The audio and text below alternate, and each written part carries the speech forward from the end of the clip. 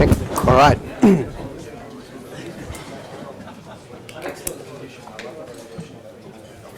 Check.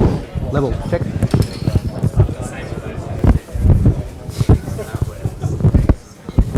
All right.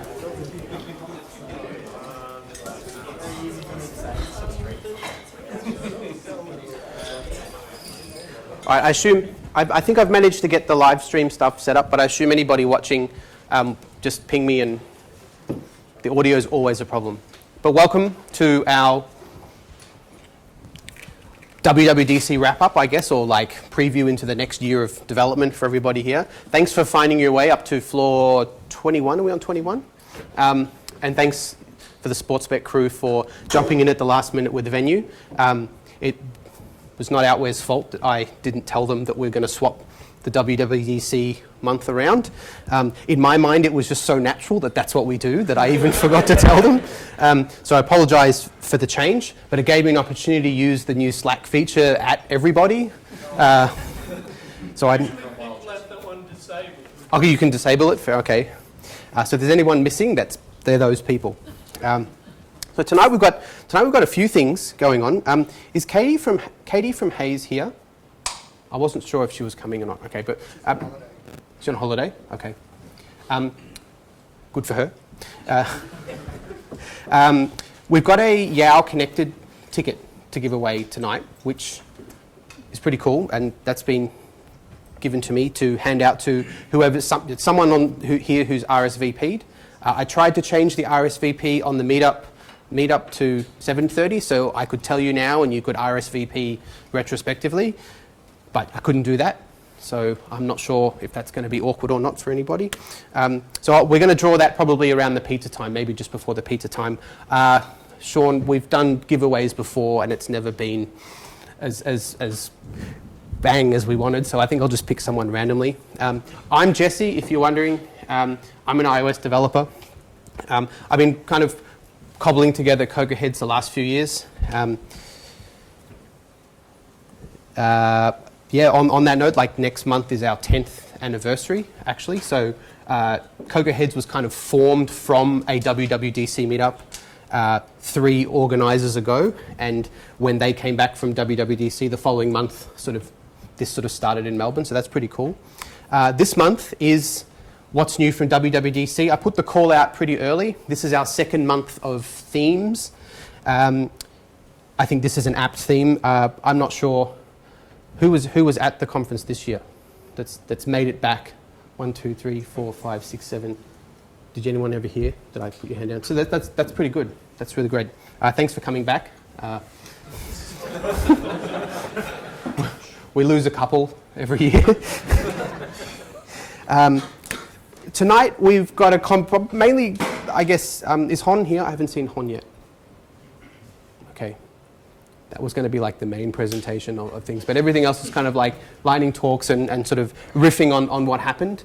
So if you've, especially with Vlas, Ben and I that are going to talk about some new things, if you want to contribute and yell back, that's great. Hon was going to talk about some machine learning stuff. I think we're going to have some fancy, was it LLDB was the other one? That's pretty cool. Yao Connected Door Prize. We'll do that before pizza. Agenda, we're going to do some presentations and have some pizza, and we'll see how we go. Thanks this month to Dias for sponsoring. Wayne is not from Dias. That's the first error I've noticed on my slides. Ian is from Dias. Did you want to say anything about Dias? Or? Just say hello. My name's Ian. I'm from DS. Getting heard of us. We've been around for about 13 years, so we're just entering the awkward teenage years. We do a lot of development work. It's probably not a great place to come if you just want to do mobile, but if you want to work on anything from embedded devices all the way through to big data, deep learning, front ends, back ends. I'm just about to come up to my 10th year with DS, so you can consider that a recommendation of sorts if you like. If you're interested, please come talk to myself. We also have Hugh, Leah, Nadash.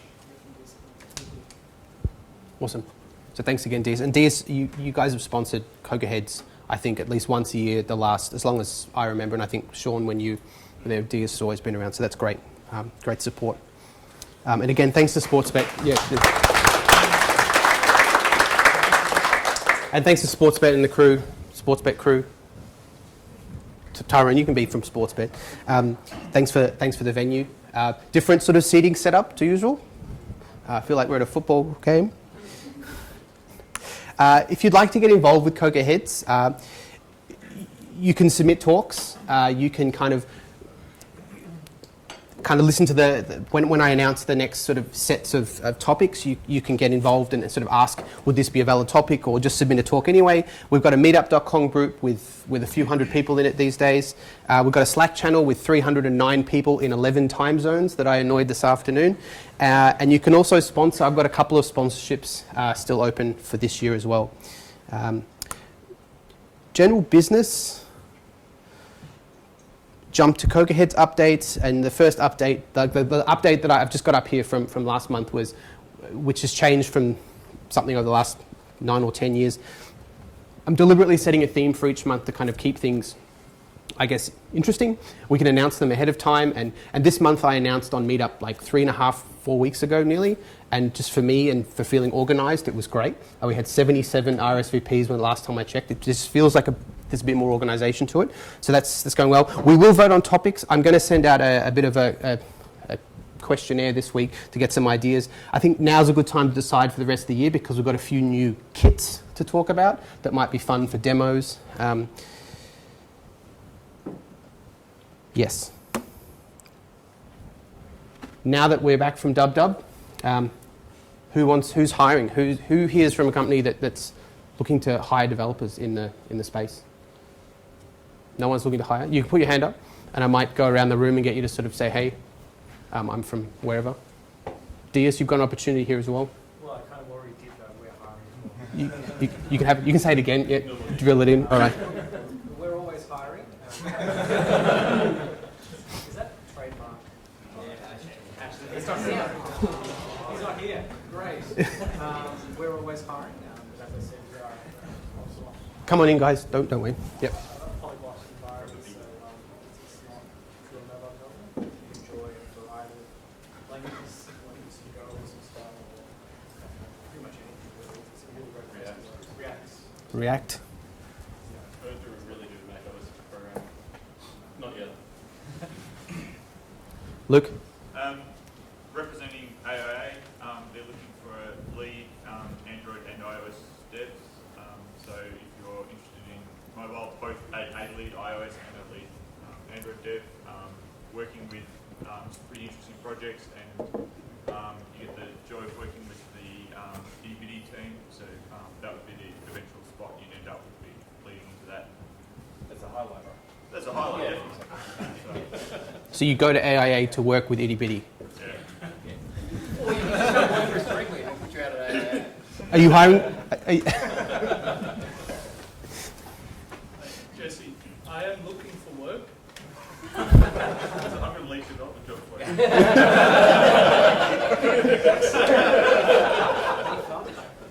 you. I normally don't ask who's looking for work, but if you want to volunteer that information, you're more than able. Now's an opportunity. Stu, you looking for work? Funny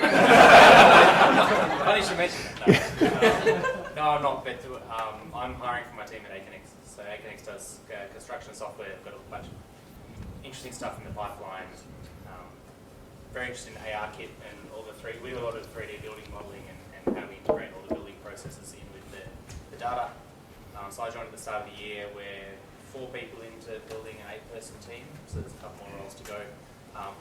We're probably more looking for Android than iOS at the moment, so if you're just skulking away at the back, but you secretly like writing Kotlin, come project. I wonder if there's people at the Android meetups that go, I'm really just looking for iOS developers. I just wonder. The people in the Android meetup are like depressed back-end developers that want to be doing Java. What are we doing? Oh, Java now. That took a turn really quickly. All right. We have to saying that on YouTube. I know the microphone hardly works. All right, so we'll jump straight into what would normally be the month that was. We're going to call the WWDC that was, and it's split into 3 parts. I'm going to talk about some new hardware stuff.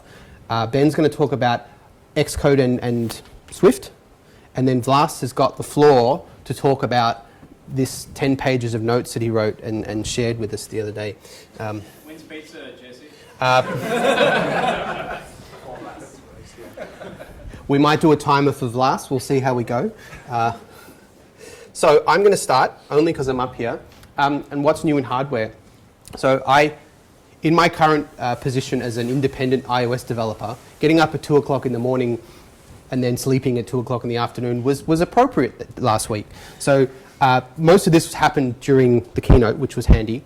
But what was new in hardware, I was blown away by how much all of this stuff mentioned here was mentioned in the keynote, as well as so much of the other software stuff. So as one of the first years for a while, I haven't, second year in a row, but for the last few years I've been, this keynote was by far the fullest. And I was a little bit jealous to miss out. But what was boring in the keynote was refreshed MacBooks and MacBook Pros. This was boring. This was Kaby Lake processors, which everyone was saying they should have had originally 8 months ago. So yeah, it's great now not having the main one again, not having the newest one. Feels average. There's a new lower priced one as well. I think that's all that was with the MacBook. That there was something else refreshed as well in it. There's a few updates to a couple of other things within them. 16 gig of RAM, MacBook Air. There was a MacBook Air update as well, but MacBook Air. New iMacs, a little bit more interesting was the new iMacs. Again, same processors or desktop versions. 3 Thunderbolt ports. They've redesigned the back to be a bit more modern.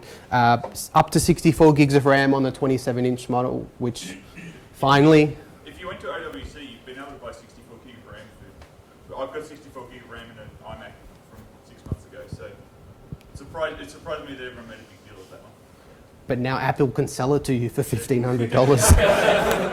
Is that like $3,200? For the RAM.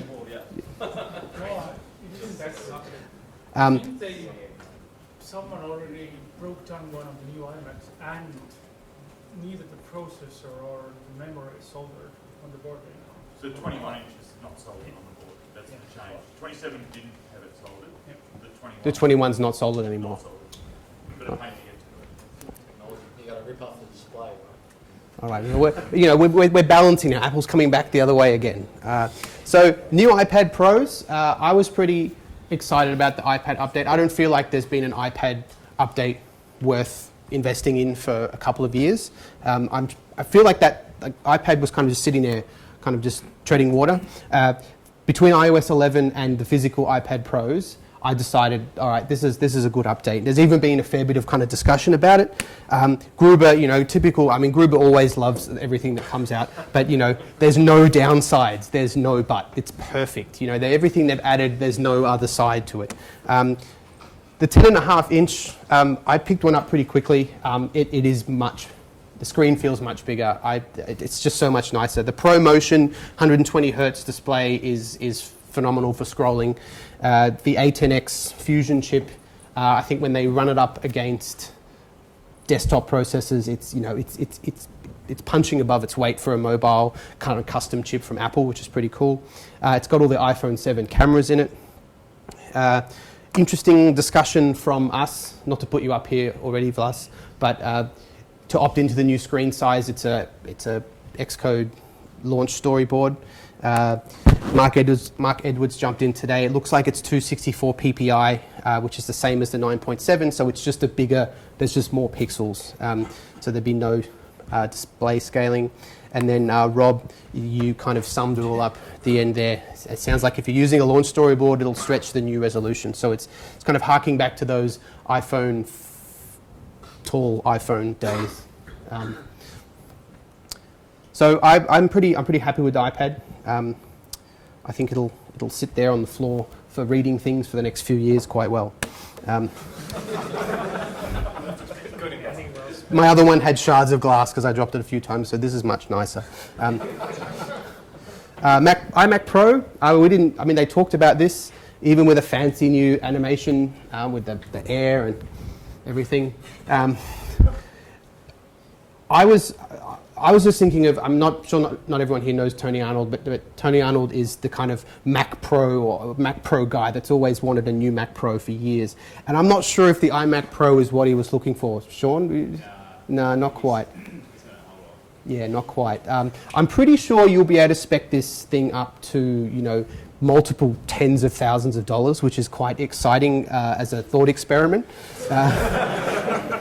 The space grey keyboard is pretty exciting. Maybe, hopefully you can buy that aftermarket. But I think there used to be fancy Mac Pros back in the day that had the black translucent mouse and the black keyboard that only came with it. So maybe not. Xeon processors, 128 gigs of RAM.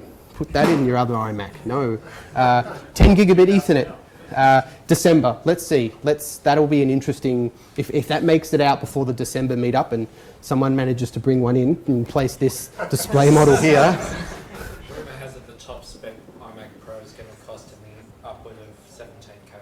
70. Was that US dollars? That was US dollars, so it's going to be like 22 here. That's just such a phenomenal. We just haven't had that opportunity. Like I remember speccing up Mac Pros before the trash can one came out, or the most recent trash can one, and it's just anyway. I haven't done that for years. I just haven't sat there going, whoa. The external GPUs was the other thing. I thought that was. I mean, I'm not into VR as much as a lot of people, but I thought that was pretty cool that they brought that as a first-class citizen. I think between, not to jump on the AR stuff, but I think Apple jumping in here saying, okay, well, we're going to just support your development for this. We're going to give you some sweet graphics hardware, and it's going to be supported everywhere. I think it's a pretty good start. Rather than build their own hardware, I mean, like it's great that they've done that. I've seen a lot of people buying them already. The HomePod. This was the much rumored Siri speaker.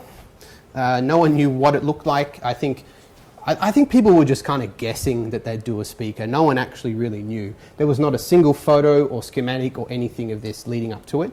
And I think that's, you know, as much as people rumor stuff, of course there's going to be an iPhone 8 and whether the camera's going to be sideways or vertical, who knows. But this, no one saw anything. I was a fan of the Apple speaker that they brought out 10 years ago. Let's see what happens here.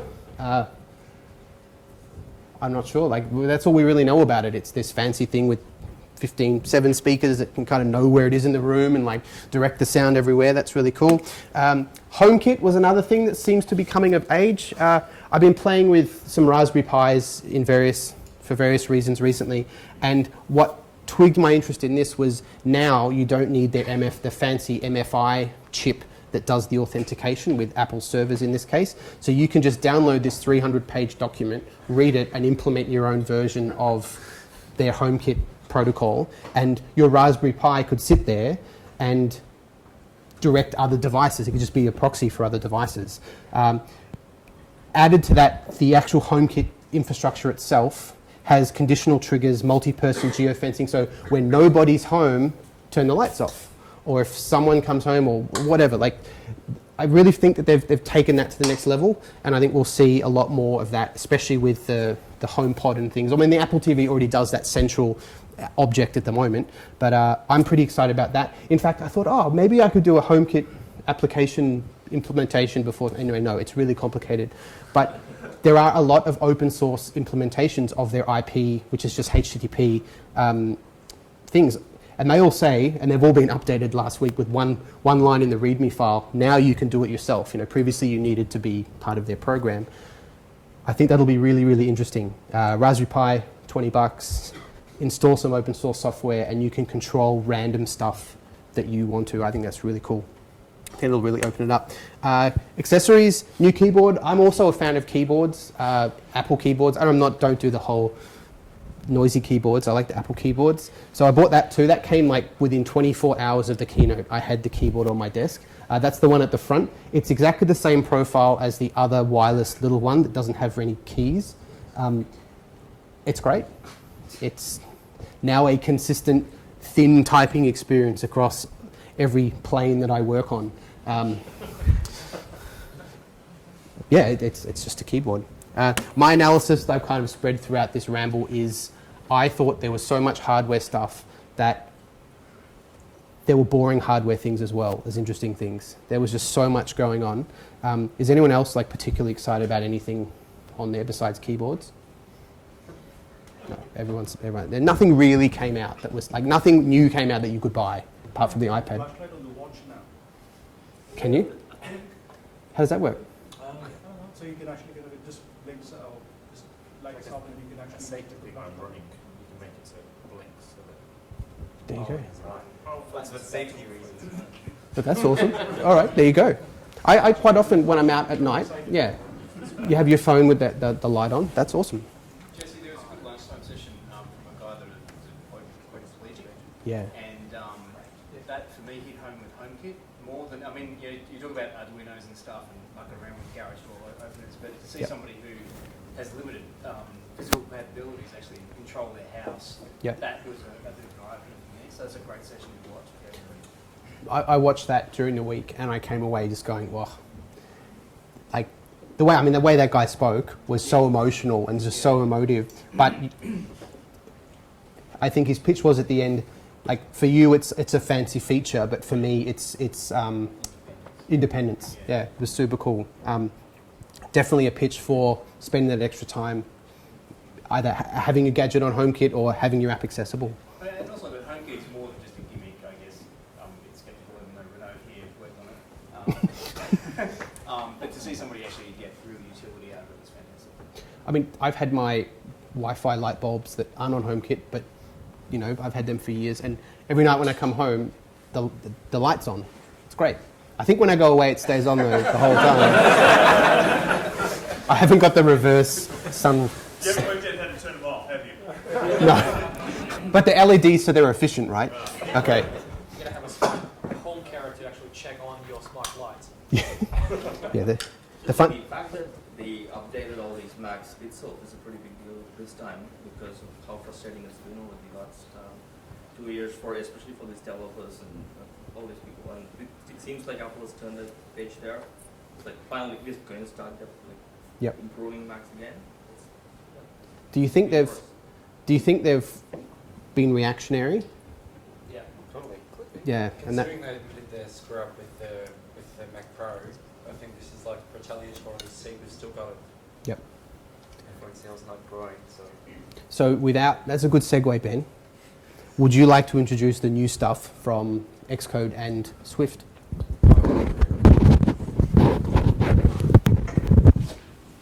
Had a couple of beers, so my balance is a bit off.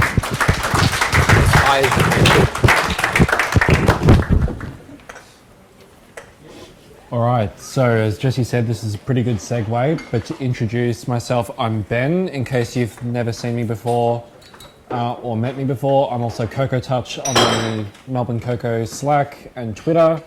You've probably seen me there before complaining about something or other, so it's good. Anyway, Xcode and Swift. I'm just going to say that this dub was actually my favourite. I was up at 3 a.m. watching it, and I was just like saying yes, thank God, at least quite a few times, especially during the platform State of the Union, because Xcode 9, for anyone who works with me, Matt, knows how many days and times a day I sit there and just go, oh, Xcode, just why? SourceKit will crash when I'm over genericizing a function, or when I haven't indexed properly and I try to command jump to the definition, it'll just open something and just crash and horrible and burn. But this is a massive improvement. In case you can't tell, because this is still up, I haven't got any slides. I'm ad-libbing this because I was lazy and I kind of forgot. So yeah, just basically expressing my love for Xcode 9 because I installed the beta like moments after it went live. I'm on the NBN, so it downloaded in a few seconds. Matt messaged, he's like, I got it in a few minutes. I'm like, yeah, so die, suck it. Like instead of taking it like an hour like last year. But that was good. I'm like 100% more efficient. And that's something that I haven't been able to say about Xcode since 3. And I don't know how many of you have been around since Xcode 3.0. Can I get a show of hands? Yeah, so you remember how rock solid that release was. Then 4 came out and made us all need therapy. Interface Builder. Interface Builder is a separate app, was amazing. Separate app. It was a separate app. They didn't try to combine the code bases. But it was a rock solid release. Like Xcode 3 was really quick, and then 4 came along and made us all sad and need several sessions on the couch to deal with what happened. And it just sort of got better and better and better and better and better, but we're still climbing out of that hole. And I think Xcode 9 is a massive leap forward in terms of finally ditching some archaic crap and writing everything in Swift, as was found by one of the famous iOS devs, Stephen Troughton-Smith. If anyone's ever heard of him on Twitter, probably have. He debunked everything, was like, oh yeah, it's all written in Swift, awesome. So you can count on him to dig into some stuff and find some cool shit. But yeah, my favorite thing was Xcode. From Playgrounds from last year. Yeah, it's the source code basically from Playgrounds. So they basically took the Swift Playgrounds and just moved it to Mac OS. Yeah. And the initial hypothesis... It was that What? page that did all of that work. Yeah, we were talking about that. Was it, or what? No, it was. It was? Yeah. You know that? Yeah. Did he tell you? He told me. Nice. Just him.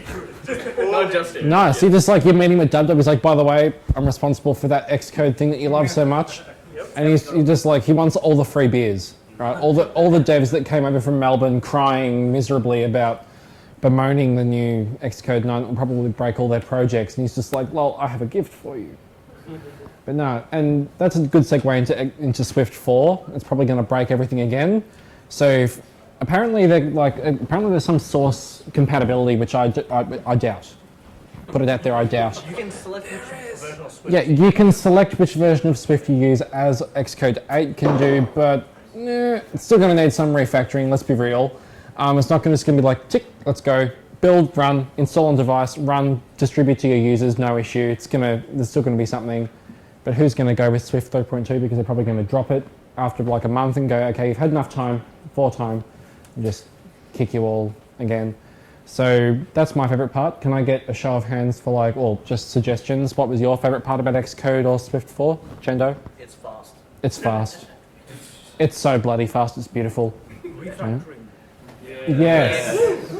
I was going to talk about that, the refactoring. 2005 again. It's 2005 again. Yeah, if you worked on other platforms. Yeah, like it's like Aqua are releasing singles again, and we get refactoring in Xcode. It's like we've just gone back 12 years, but we can actually refactor things. And I actually almost cried, I'll admit. I haven't cried in 15 years because nothing's moved me emotionally enough than renaming everything in scope in Swift in my entire project. I actually quite enjoyed it.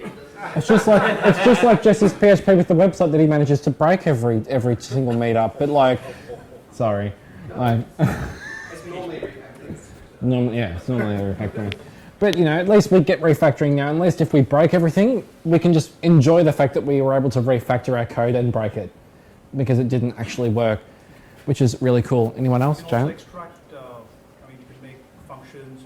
It's amazing. Yeah, so as Jant said, it's like you can refactor complicated if and switch statements out into their own functions, which is really cool. But hopefully all of you, and I'm going to just point at you all, your code review teams get you before they make you do it in Xcode. Just go move that into its own function. It can be simplified. You've duplicated the code a few times.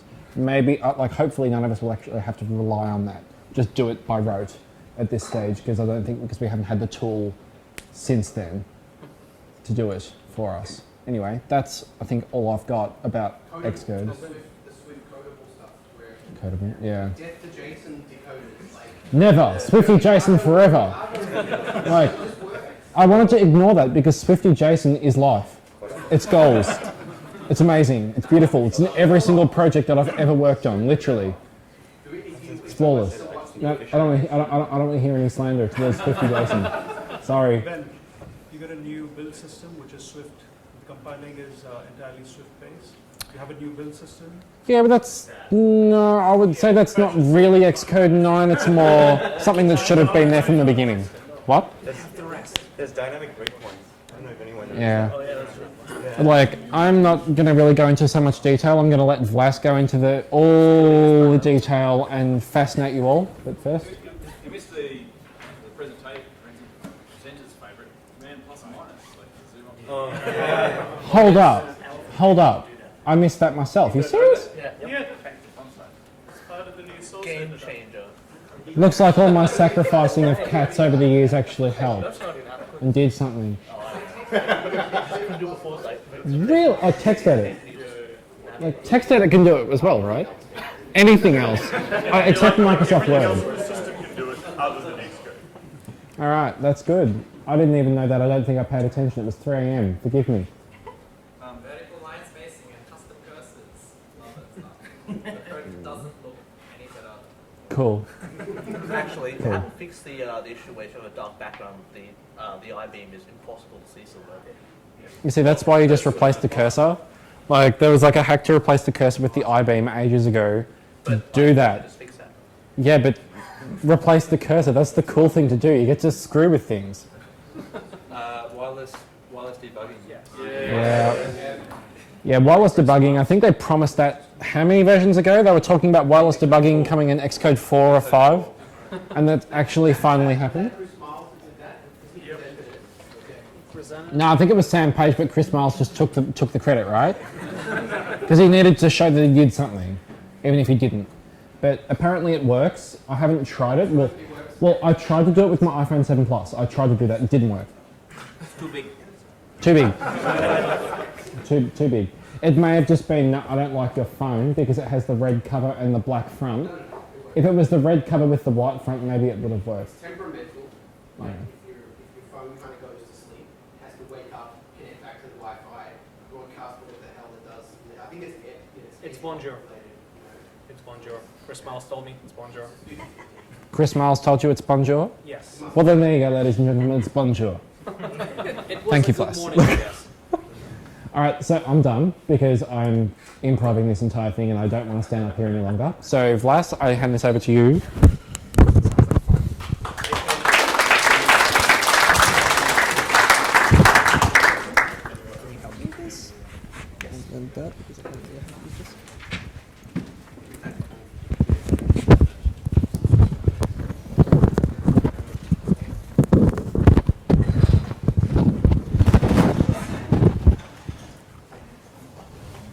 Just put it on your pocket. Okay. Am I doing this right? Yes. No. Is this right? Perfect. You can use that if you want. Is that for? Oh, Left and right. cool. Clicker. All right. Hello, everyone. My name is Vlas, if you don't know me. And I am, am I? Yes, Colin support Colin at CocoaHeads Slack channel. Yeah, the support emoji, you're right. So I'm going to actually start with going a little backwards and covering a few things that Jesse and Ben might have mentioned already. So I feel like the highlight in terms of software for like a high-level highlight on the dub was actually the what I call trendy technologies, because that might affect actually more people than just iOS and macOS developers. So trendy technologies, for me, that's VR on the Mac. I think that's the first time where Apple actually publicly acknowledged that yes, we're working on the VR, though you might have seen some references of that in Metal documentation as well. And what's interesting is that in the presentation, they only mentioned VR in the context of content creation, and actually just VR content creation, and not in the context of gaming. Not sure if it's on purpose or just by incident, but and I haven't heard about Oculus Rift or the VR Kit support on the Mac, but I think Oculus does have at least plans for an SDK, which is nice. Yeah. Well, I mean, yeah, there's Steam on the Mac, yeah. Now AR Kit, that got many people excited. So basically that's a simple, obviously it's not simple, implementation of AR foundation for that many developers could use without actually importing those third-party libraries and dealing with these markers, which are kind of awkward. You just need a table and you kind of scan it with your phone or iPad, and it detects the table, detects the plane, and you can put stuff on that plane, and it tracks the movement of your device, and it tracks the position of your object. They call it anchors on the thing. I'm too lazy. I didn't put any pictures in, and it's not good. The implementation is using stuff like sensor fusion, like gyroscope and accelerometer, stereophotogrammetry with the camera. So basically, it takes the images from the camera, it detects the differences between them, and performs edge detection, extracts those edges as points, and then performs a coplanar points detection to detect those planes, and then tracks that again using accelerometer and gyro. There's integration with SyncKit and SpriteKit, which is interestingly something that could kind of hinted from the last year's SyncKit presentation, where they introduced physically based rendering.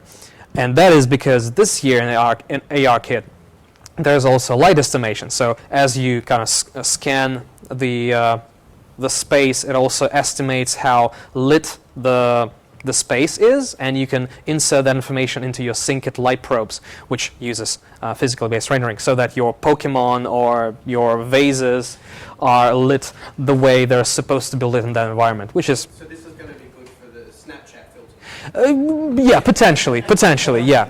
Though I'm not sure how would I apply that. Anyway, the third fancy thing that I was about to talk about is CoreML. Obviously, I'm sure got many people excited, especially because Google is, I think, the major vendor of ML technologies. So Apple provide basically a ML inference engine. They don't provide some sort of specialized way to train your neural networks. They simply provide the engine to ingest those models and run them, and they provide tools to convert the trained models from some existing popular formats into the internal format of ML. And obviously they use metal compute shaders and potentially accelerate on CPU to run those neural networks efficiently and battery efficiently, in a performant way. So you can do that on device with privacy in mind and not somewhere in the cloud. And obviously, you're expected to ship your trained neural networks with your app and update that as you go. And there are also some technologies that are built on top of CoreML, which is kind of like pre-trained neural networks. That is a vision framework for working with imagery and natural language processing to work on text, like maybe you want to detect the language of a text. Interestingly, the technology called linguistic tagger, I think, has existed on iOS since iOS 5. It probably doesn't use neural networking. They said they rewrote it and improved it with CoreML. Potentially, yeah. Like one or two Yeah. features. I'm pretty sure that linguistic tagger supports many more languages than neural net language processing supports at the moment. So maybe just for English. And interestingly, VoiceOver can now use natural language processing based on neural networks to, say, describe an image. Say you have an image and you use VoiceOver as a visually impaired user, and it actually describes you what it sees. Oh, sorry, did I say? Yeah, I meant vision, which is kind of cool, Okay, now moving on to other things. Jesse already mentioned the new iPad. So I have just a couple of things to add to that. So obviously 120 Hz display, which means that the target FPS has moved to 120. So now you want to reach 120 FPS and not 60 FPS. It's great, but the problem is obviously that now the requirements for performance of your code are kind of higher, even though iPad chip is obviously quite performant. The main requirement if you're using core animation is obviously, well, you just don't have a lot of them, I guess, and your layers are not using high complexity layer effects like shadowing, and masking and stuff like that, at least a lot. So use core animation whenever possible would be my advice. That is for animations. Obviously, some animations are using display link, and for example, when you have a scroll view and it's scrolling, it's actually scrolling on the main thread of your app. It's not using core animation. And for that, if you say have a table view, obviously the trick is to avoid too much stuff in, say, your cell dequeuing in a table. But there are also people who use custom animation engines like Facebook Pop. Keep in mind that many of these animation engines actually run inside your app on the main thread, which means that if your main thread is stalled or simply slow, your animations will be jaggy. While if you have animations on inside core animation, which are run on the render server, they will continue to render smoothly, ideally, while your main thread is busy. And yeah, another upside of using a 120 Hz display is obviously more realism and more precision for Apple Pencil. It's still display P3, obviously, I mean, because why wouldn't it be? And if you're wondering how it looks, I have an iPad Pro with me, so I can show. Drag and drop is obviously a big thing. You can drag files and data inside a single app or even between apps. There's this effect called spring loading, where you can drag a thing on a control. It kind of flashes and actually opens up something else. For example, maybe it's a button, and the button opens a new screen. So you can kind of hover over it. It opens the new screen, and you can drop the thing that you're dragging onto that new screen, which is something similar to what we have on macOS with drag and drop. It's been designed with security and privacy in mind, which means that while you're dragging things around, the destination will have very little information about what you are dragging. It will only have metadata available so that it can update itself or reorder things around it. But when the user actually lifts the finger, that's when the data transfer is being performed. Which makes sense. You don't want to tell the app you're dragging like just across and haven't confirmed the drop what data you're actually transferring. It has a powerful and flexible API that's at the same time it's easy to plug into, but at the same time, if you want like very custom animation effects, very custom or just very custom processing, or you have some special data formats, you can still do that, which is great. The other great thing is that you can actually have different data formats you can support on both the source and destination sides, and the system will kind of resolve what's the right format to use based on the what two sides conform to, basically, and then a synchronous or asynchronous data processing will data transfer will happen through sandboxing, some fancy sandbox. Table views and collection views support drag and drop. You can opt in drag and drop easily. And I kind of have a feeling that the vanilla reordering in table views might actually be on its way out, because these days you can just use drag and drop for that. But obviously it's not something that is being talked about right now. And at the moment on iPhone, the drag and drop is only supported within the app, but as you may have seen on Twitter from, what's his name? Stratton Smith, yep. It's actually controlled by some sort of a user default, and if you disable that, it's actually possible to drag things around between apps.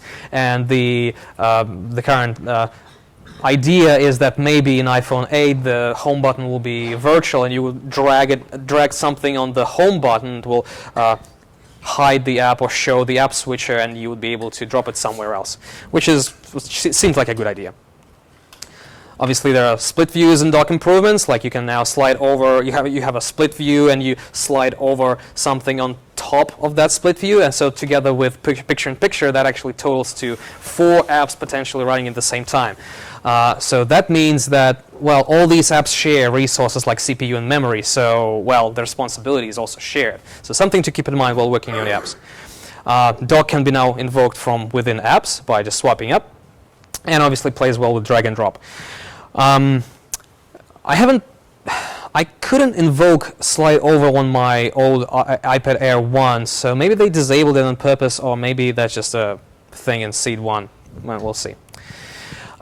There's now a cool new Files app where you can access files from all the apps, all compatible apps and storage services like Dropbox, and just move things around with drag and drop.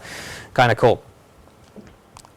Okay, now that's probably the most interesting part. How much time do I have?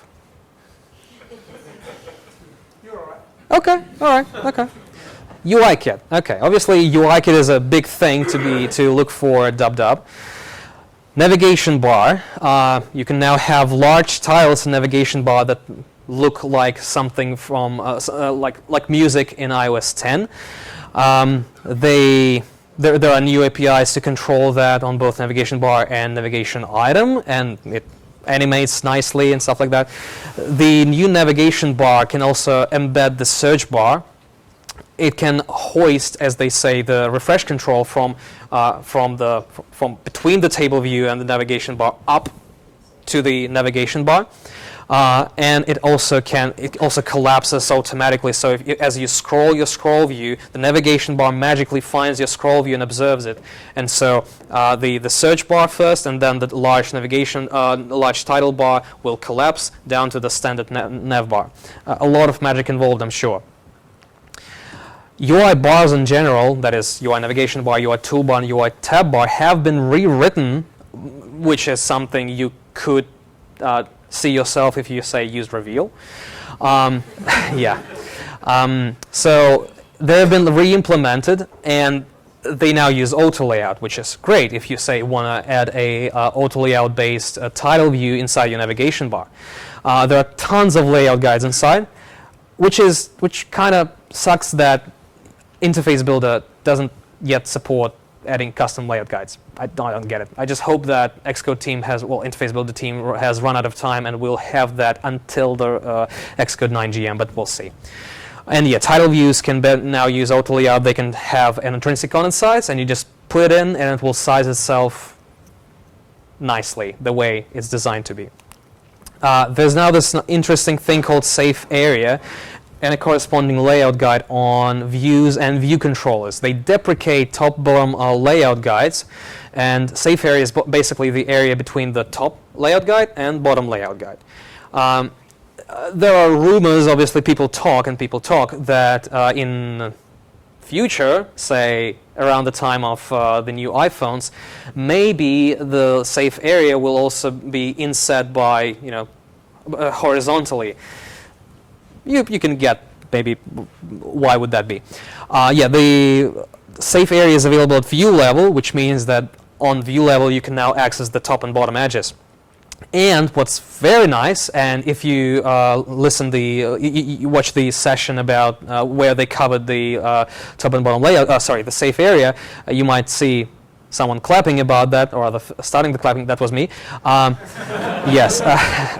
You can now customize the insets per view controller to inset the Safe Area, which means that if you have a custom view controller, custom container view controller, say custom tab bar view controller, and you want to make sure that all your scroll views have the same behavior as the insetting on the center tab bar controller, you can do that now by specifying, here's my inset.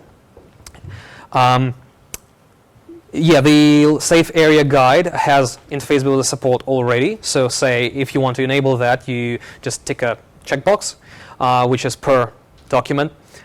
It will convert, apparently it will magically convert your constraints to top and bottom layout guides to the new Safe Area layout guide. It will actually appear inside your view hierarchy. And it's actually safe to back deploy, again, apparently, as they say, which again magically converts those constraints back to the top and bottom layout guide, which is possible because storyboards are actually archives with compiled Interface Builder, with compiled nibs, and they can be versioned. So in one version of iOS, one nib is loaded, another version, another nib is loaded, which is great. Yet again, tons of internal layout guides. Some new ones have been introduced as far as I remember. I can't remember, unfortunately, but yeah, no full IB support yet.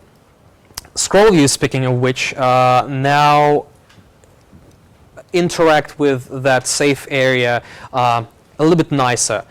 So one thing is that content inset is now not a shared mutable state between the internal classes of UIKit and your own code, which means that if you have keyboard avoidance, you can just set the content inset bottom, and UIKit will not touch that. It will only read that. Yes, exactly. Thank you. It will only read that and incorporate that into adjusted content inset, while the other part, the safe area inset, will be provided by the system, and apparently they will all just nicely, magically work together. And so, right, that's it. And the other thing, other nice thing on UI Scroll View is that it now provides two special layout guides, the frame layout guide and the content layout guide. The reason why they added that is because it was kind of awkward previously to connect things inside the scroll view to the scroll view itself. It's like you kind of have to know that if you have spacing constraints from inside the scroll view to the scroll view, then it will define the content size of the scroll view. But if you have, say, width or height equality constraints, that will actually be connected to the kind of the frame of the scroll view. So now it's actually explicit. Obviously, it's iOS 11 API, but it's explicit. You can connect things to frame layout guide, and that will mean the external frame. You can connect things to content layout guide, and that means the internal frame. Table views now support bidirectional contextual actions like mail app, and you can now have your own actions that are invoked by swiping, like bin or archive in mail app. They are now auto-sizing by default, apparently. I heard someone telling me that that's not the fact if you have a table view in interface builder. In this case, like, what's the point? But I try to ask engineers in the labs, like, this seems like an interesting decision given that auto-sizing is not free, and in fact, for certain layouts, it will actually result in quite some janky scrolling. I don't think I got a good response for that, but you can disable that if you want. Still, you can disable that as usual. And yeah, with support of drag and drop, I think vanilla reordering might be on its way out, but that's just what I think. Something that also got me very excited is that, one, corner radius can now be animated from inside UIKit animation block, including the fancy new UI property animators from iOS 10. And you can... Hello. Sorry, what? Is that just corner radius or any layer property? I think they explicitly called out that it's the corner radius, which kind of makes sense because otherwise they would need to add all this stuff into base UI view implementation to create the actions for each layer property, I guess. But you can now actually specify a bit mask of the corners you actually want around. So instead of being locked into rounding all the corners and just having all those hacks where you inset the frame of your view so that users don't actually see the top round corners or bottom right corners, you can just specify that, okay, I just want the top ones or bottom ones. You don't have to use like a UI Bezier path, CA shape. Speaking of which, so as you may know, since iOS 7, the corner radius API has been, well, the implementation of corner radius has been optimized so that if you use a corner radius and not a layer mask, core animation, or rather the render server, will actually perform an off-screen rendering pass in a more optimal fashion. It will only render the corners and round them. Still, even if you have four corners, it will perform a single off-screen pass and will render those and blend them together with your view. So off-screen passes are not free and they're not cheap either. Again, something I've asked an engineer is that, like, on maybe older hardware, maybe iPhone 5S, you can only have about like 10 of these off-screen passes until you can see the performance degradation, because each off-screen pass has a context switch and that has a fixed cost. Now, if you have a simple layer, like say an image view or a text layer, if you're so inclined, it's basically any layer that doesn't have sublayers, and you have a corner radius on it, any sort of 1, 2, 3, or 4, that will be performed apparently without an off-screen pass.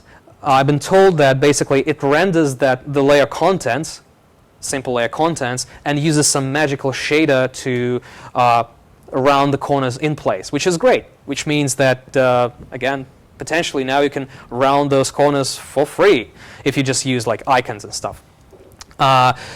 Ben, as I was saying, so the difference between corner radius and a layer mask like a Bezier path is that corner radius performs an optimized off-screen pass, while layer mask will render your whole layer, including, and that's the problem with off-screen passes and off-screen passes, it will also render all the subtree, the whole subtree, which is potentially expensive. While with this, obviously only applies to simple layers, that will not happen. Only for simple layers. Dynamic type. Dynamic type has been a very big theme on this dub. Basically, Apple now has updated their own apps to better support dynamic type, including those gigantic sizes, and are now recommending us to do the same. And a good thing is that, well, they've added this fancy new API called UI Font Metrics, which allows you to kind of take a matrix of scaling that's based on one of the existing built-in text style, like body, or like just a default one, and apply that matrix to your custom font. And that magical custom font, magical scaled font, will be automatically updated if you put that inside, say, a UI label and specify a flag that says adjust font for content size, which is great. I've been looking for that since iOS 7, basically. And using this UI Font Metrics API, you can also even query for like simple geometric values. Like maybe you have a custom spacing of 10 points, and you want to scale that based on that same scaling metrics. You can do that now. And if you have a baseline to baseline constraint, and you use standard spacing, and if you use built-in text styles or scaling text styles on those labels, then auto layout will again magically automatically update that spacing so that as the labels grow, the spacing between baselines also grows, as it would if you would have just multi-line text, which is really good. There have been new design recommendations and new accessibility recommendations, which again follow what Apple did to their own apps. Apparently they're not done yet, as they say. I guess they will finish that hopefully by the GM release. The recommendations are, use dynamic type as in automatically scaled fonts. Try to avoid truncation. Wrap your text as much as you can so that the information is not lost to some of your users, like users using, larger dynamic type fonts.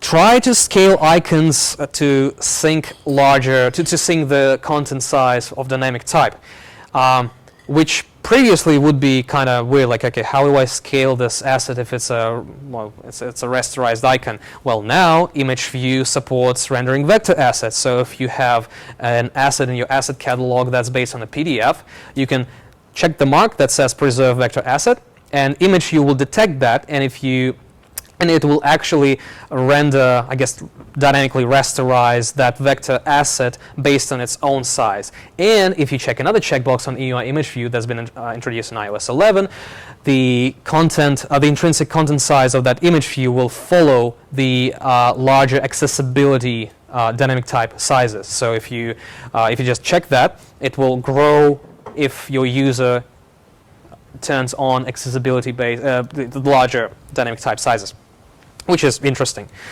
The last major recommendation they had is kind of complex to implement, I feel. So you might have a layout in your app with, say, 2 horizontal labels. that's great until user turns on larger content size for dynamic type, where the labels become larger. Maybe they wrap multiple lines, but they feel kind of awkward next to each other horizontally.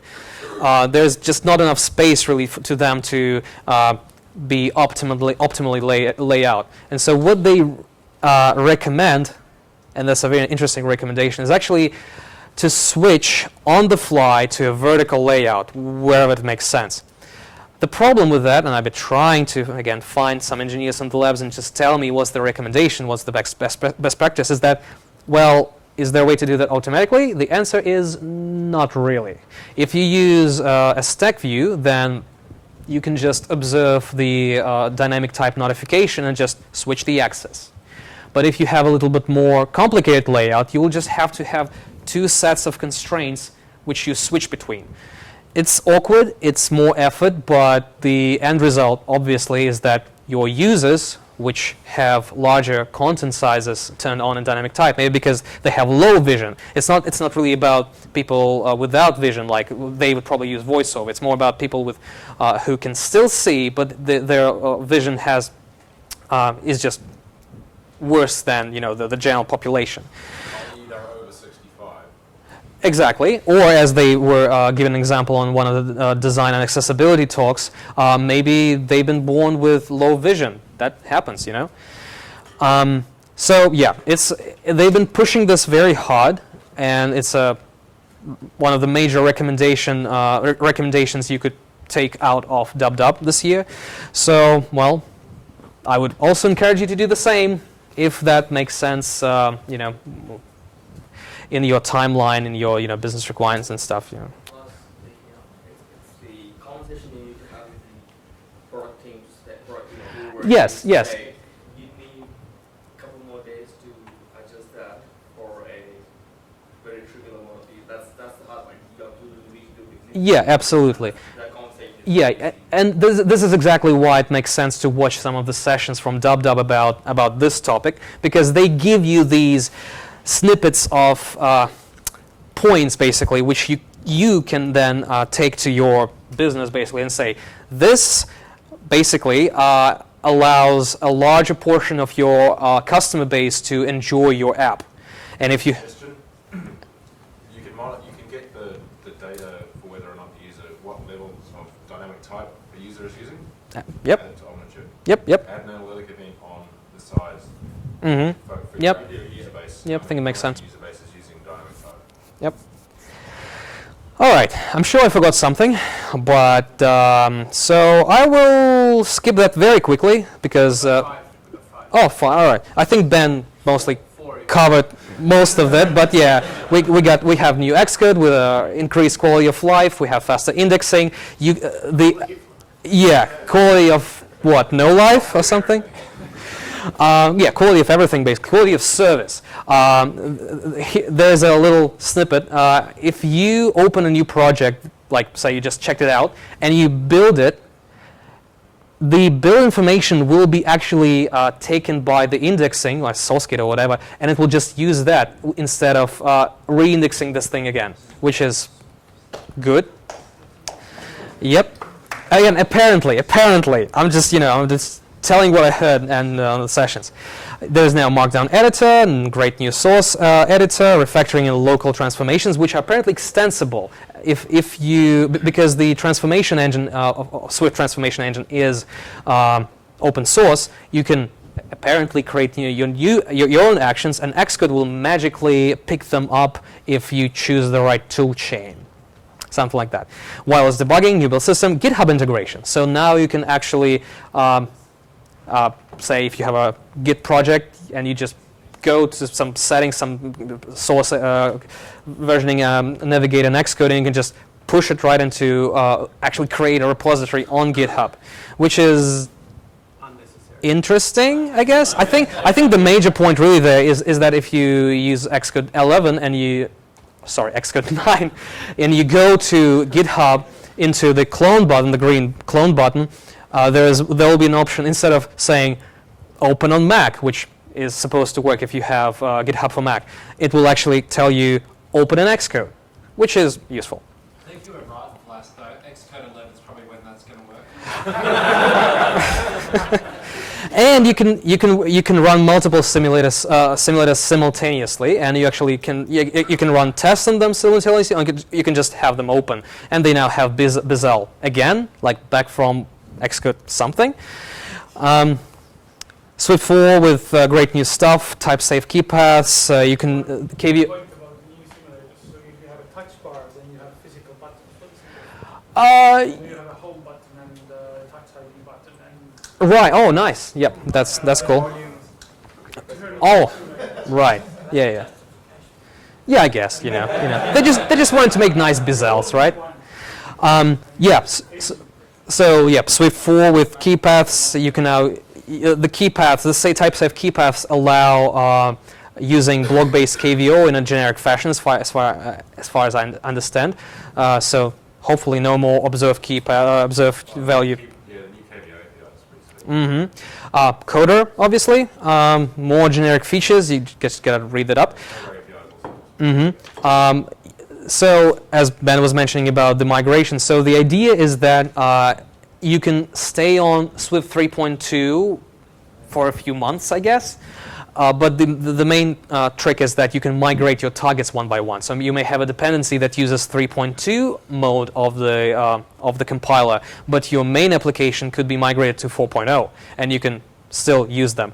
In 3.2 mode, I think just some of the language features are not enabled, but should be fine if it's built on 3.1, right?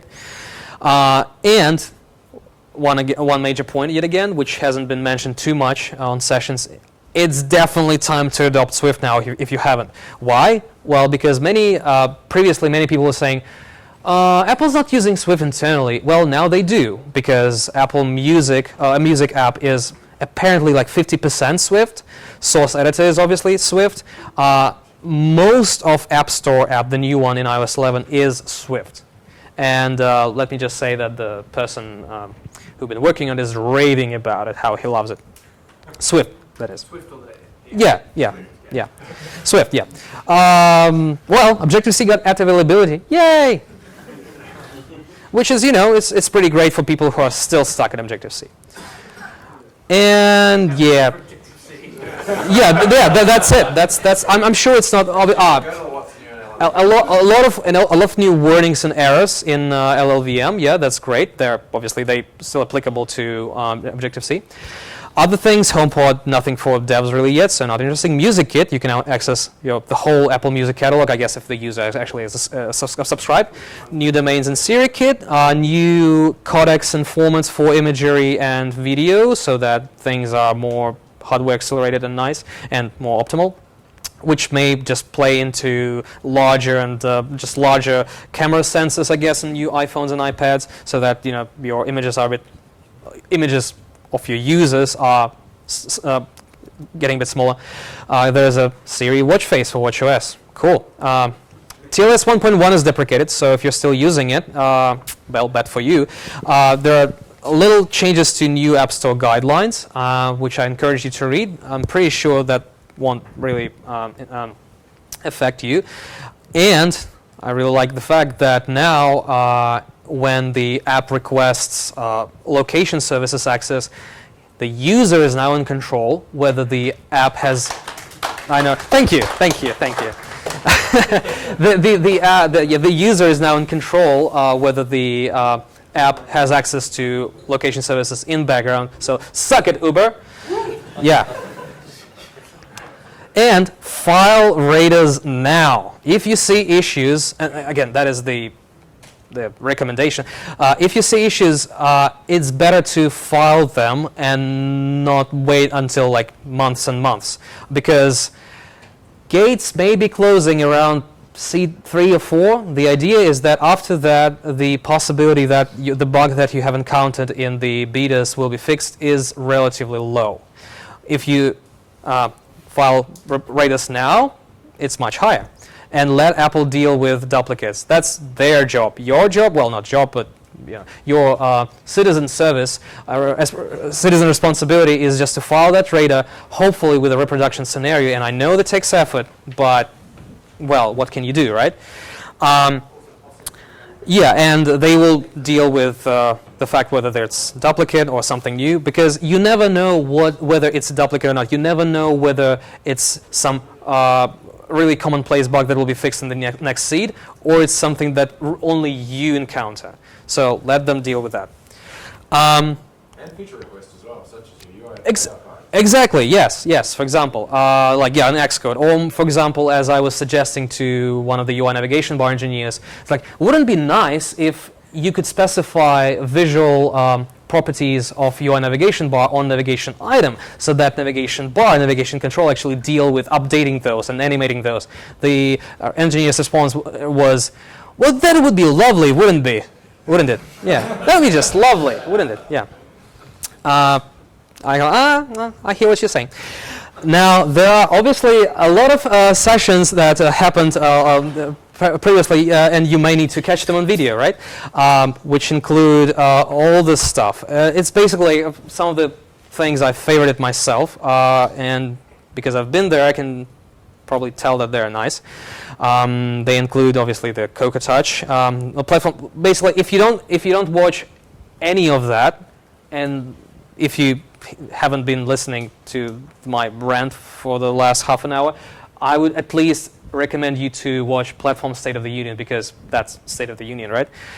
State of Affairs. And what's new in Cocoa Touch. That should give you enough information, at least for the next year.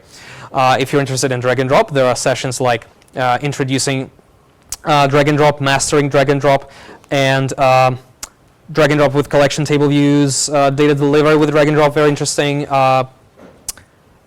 What else? Modern user interaction on iOS, I think, is also related to drag and drop.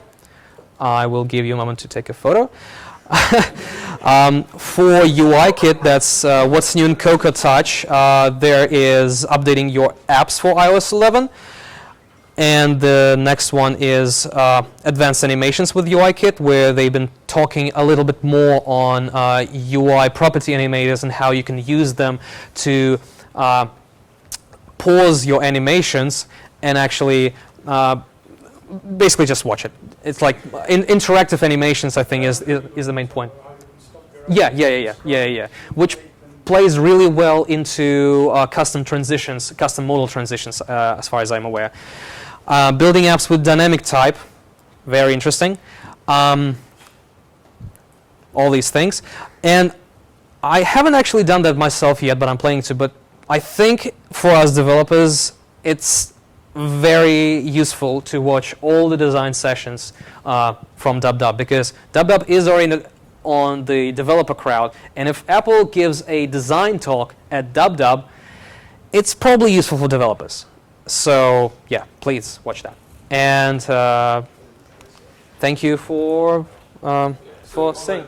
On the session side of things, also, another pro tip, watch the audio design session. Yes, True. It's pretty interesting. Cool about that. Tell me what's cool about that. Well, you get to find out where the sounds came from. Oh yeah, it's pretty cool. Reveal. This amazing reveal. No, it's not a reveal. Reveal for audio. The other really, I think, important session to watch is introducing business chat. It's actually, that session is like a major info dump for what's coming. It wasn't publicly announced, so part of the keynote was removed or not introduced. Business chat is iMessage add-on or support for doing customer support through iChat or iMessage. It's a big deal, a really big deal. Just on that, the business chat thing was a developer preview, so it's not really slated until next year. Yeah. So it was really just one of the words in the word bubbles, word cloud. And you're like, when you go to the session, you're like, whoa, you didn't even mention this in anything. And it's like, because it's developer preview. Yeah, but it's in iOS 11. So iOS 11 supports business chat. They're not publicly announcing the feature until it's ready to roll. But it's a super big deal if you deal with a business that has like any involvement with customer support or like that. It's really like what they showed in the iMessage extensions like last year. This is like the part 2 of that to get stuff on the next level. So